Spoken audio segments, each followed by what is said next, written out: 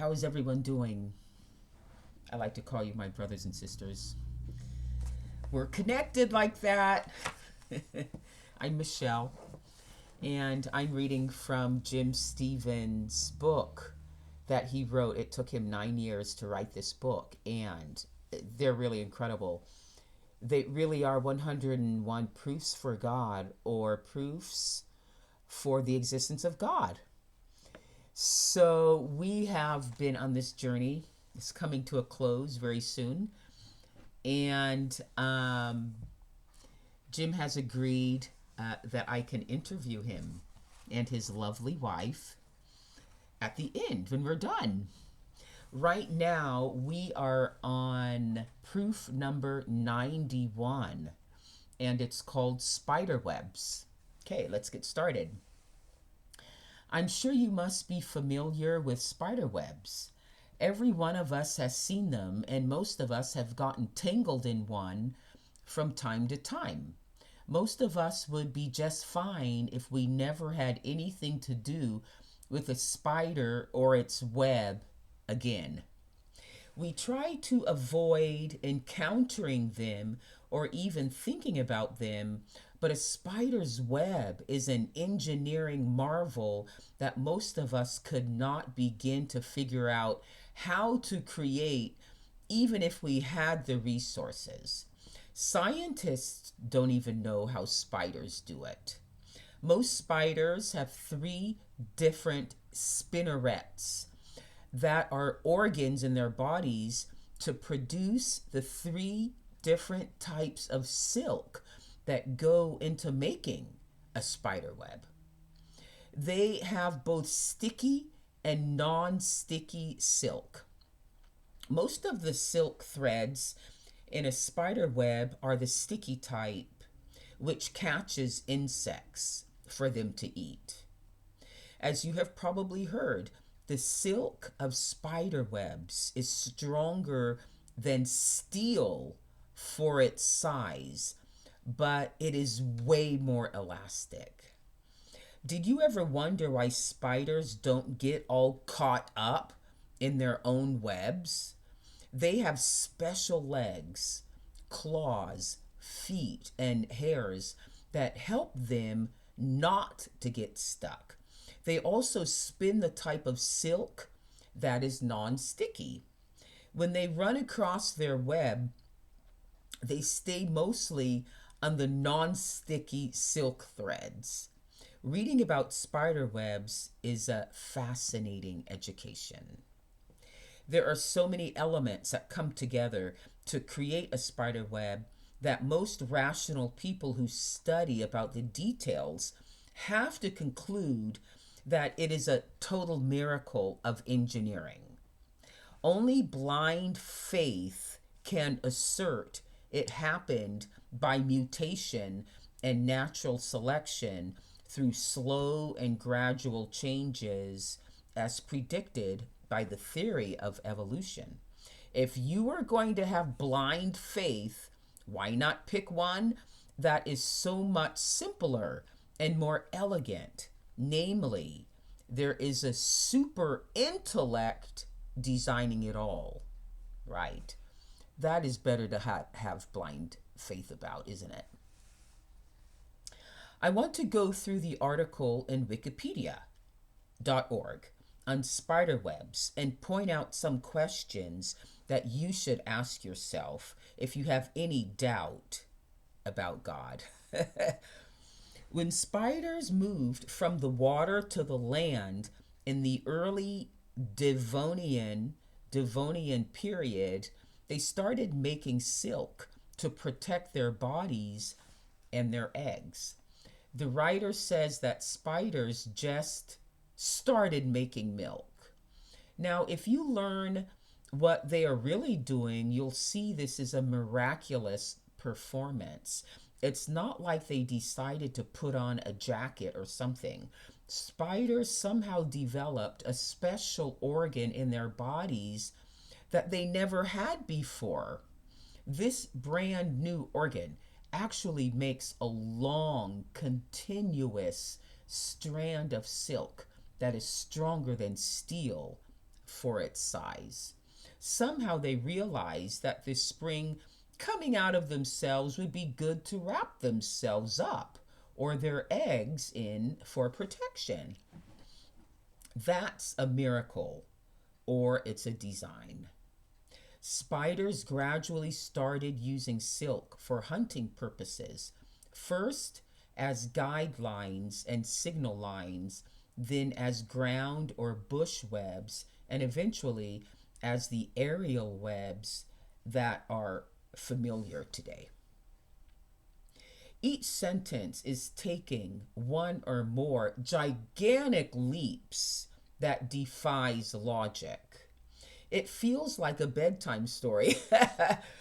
The kind of silk that was produced to wrap themselves or their eggs must have been the non-sticky silk. Otherwise, they'd be in a total mess. So in order to use any silk for hunting purposes, they would need the sticky type of silk. This is not produced in the same bodily organ or spinneret. They need a totally different type of spinneret to produce the sticky silk. So they have to grow a whole new organ. Next, you might also ask yourself, how did spiders learn to hunt with sticky silk? Imagine that you grow an organ to produce sticky silk and it starts oozing from your abdomen. How do you figure out what to do with it? Since it is sticky, it will get all over you, sort of like duct tape gone wild. Remember, it is stronger than steel at your level of size. Somehow, you have to learn to turn it on and off. Then next, over many generations of getting all stuck to yourself, you evolve special hairy arms and hands with special cells so you can deal with the sticky silk. Remember, the concept of natural selection says that every slow and gradual step along the way was an advantage to survival, so it was preserved. I'm having a hard time, Jim says, imagining myself wrapped in duct tape and thinking I could survive better that way. Okay, let's skip ahead. You've got this long strand of sticky silk emerging from your body that you have managed to get under control. How does it become useful for hunting? The author claims it must have been used first as guidelines and signal lines. I guess the spider must have laid it out across the ground and realized that if food got stuck to it, then they can reel it in like on a fishing line. That seems like a possibility until you think of getting some double-sided duct tape and laying it out across the ground. You're not going to catch anything but dirt. Even if you laid it up the side of a tree, you're probably only going to catch tree bark. Maybe they hung upside down from a tree branch and dangled the sticky silk strand in the air. They might accidentally catch a bug for dinner. Odds are not so good. They also might catch a bird and get carried away. I just don't see this as an improvement on survival abilities. There are more bugs on the ground to eat than they could catch in the air. Then we learn that spider spinnerets have glands that produce different types of silk thread, like for trapping prey or wrapping them up. This is an amazingly complicated development for evolution, but it is glossed right over. Some spiders can even produce 8 different types of silk. Naturally, we could ask how evolution accomplished that. Obviously, each type of gland is unique, and so there had to be a lot of DNA changes in both male and female spiders. If only one gender mutated, then it would have only spiders who had not mutated to reproduce with.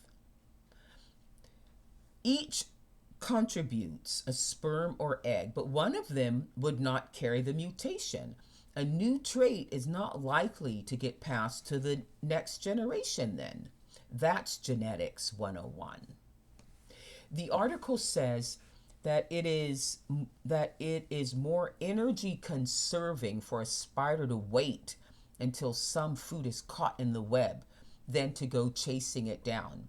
However, it later talks about how much energy it takes for the spider to create a whole web from contents made inside its own body.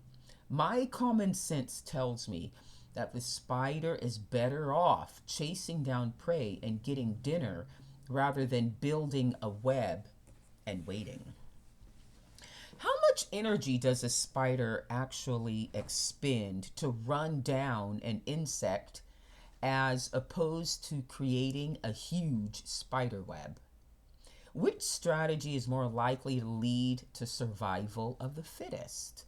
Seems to me that a spider that runs down some food gets to eat it right away, as contrasted to the one that builds a huge nest and waits and hopes. Remember, the spider trying to evolve the web for catching food is not going to get it right the first generation. It has to evolve gradually over many generations. I think they would starve, I was just going to say that, before they evolve the different types of spinnerets and silk, and then learn by trial and error how to make a web. A spider can produce from a gland on its body a thread stronger than steel relatively, which has much greater elasticity. It has taken human beings with intelligence thousands and thousands of years to produce steel. Yet, evolutionists believe that spiders accidentally stumbled on the way to produce it from a mutating organ at that, in their own bodies, starting from scratch. Nothing. This all built up step by step, gradually over many generations. Really? Jim says. Here's another issue. Scientists know that a spider web is a mixture of sticky and non-sticky silk, which allows the spider to walk over his or her own spider web and not get stuck to it. Just how, in the process of figuring out how to build a spider web, did the spider learn to make a pattern of non-sticky silk to walk on and avoid the sticky silk? Do you think it was trial and error? Going back to the duct tape analogy, the spider would get stuck in his own web many times before learning how to engineer the non-sticky silk that he or she could walk on. The strands would have to be in a certain pattern and distance between them so the spider could get anywhere in the web that where an insect might get stuck. The spider legs must be able to reach across the gap. They tell us that a spider takes measurements like an intelligent construction worker planning his next move by using his own body as a measuring stick. Next, I really want you to see the phenomenal way a spider actually goes about spinning a web. Then let's ask ourselves lots of questions of how can this rationally be explained without a master designer. So this diagram is really incredible. I know it's not going to come through very clearly here Yeah, try to get a hold of the book if you possibly can. Um, I put Jim's email address. It's at the top of if you go to the proof, and then I first write Jim's email address so you can email him. So yeah, it's incredible. Yeah, spider web building steps, a 1 day cycle. All right. Many webs span gaps between objects which a spider could not cross by crawling. This is done by first producing a fine adhesive thread to drift on a faint breeze across a gap. When it sticks to a surface at the far end, the spider feels the change in the vibration. The spider then reels in and tightens the first strand, then carefully walks along it and strengthens it with a second thread. This process is repeated until the thread is strong enough to support the rest of the web. Think about this for a little while. It's talking about a spider up in the air, letting a silk drift in the breeze. Remember to think about duct tape. However, the Wikipedia author previously said that webs were created on the ground first. So spiders were merely making spider webs on the ground until they realized they might be better if they were made up in the air. Then they somehow figured out that they should go up high and dangle a sticky silk to blow in the wind. If it dangles around for a while and doesn't stick on anything, then they should let out some more silk. Once it sticks to something, they carefully reel it in and try to make it tight. Then they travel down the sticky silk, remember duct tape, without getting stuck in it and without breaking it and without falling. They drag some other sticky silk behind them without getting stuck in that and attach it to the end point. Now they have 2 strands across the gap, but still they repeat this process again to make sure it can support the whole future web.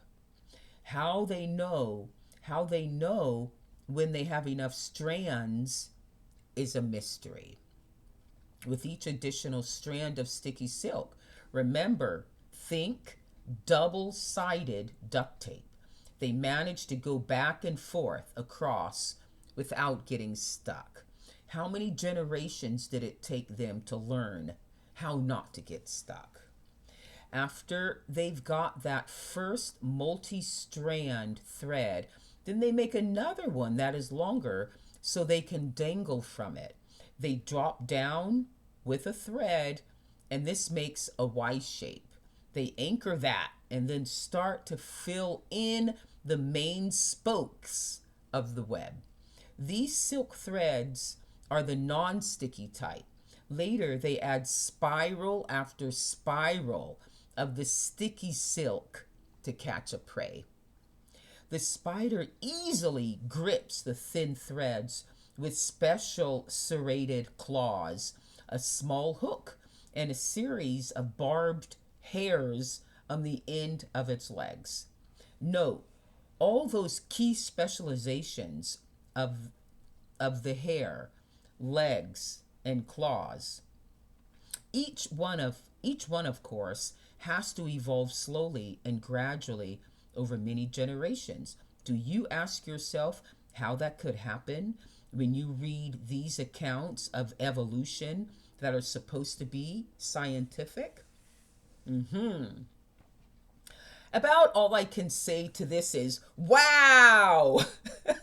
What intelligent engineering. I have been daily watching, Jim says, a construction crew put a new wing on the building where I work. Each day is awesome. as the scaffolding goes up in a precise and coordinated way, step by step. It takes a lot of brain power to figure out an engineering feat like the lowly spider is accomplishing. Lastly, there is the spider's ability to sense by touching a silk thread that it has caught something. Its brain can tell the difference between the wind blowing or a leaf blowing and true prey stuck in the spider web by just touching a silk strand with its claw. Oh, there's dinner.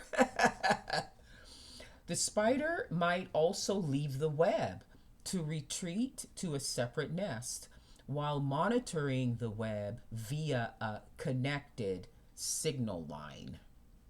There is no way that all these different types of spiders learn to create different types of webs using several different materials from different organs in their own bodies in a slow and gradual process. Right, so we know what Jim says.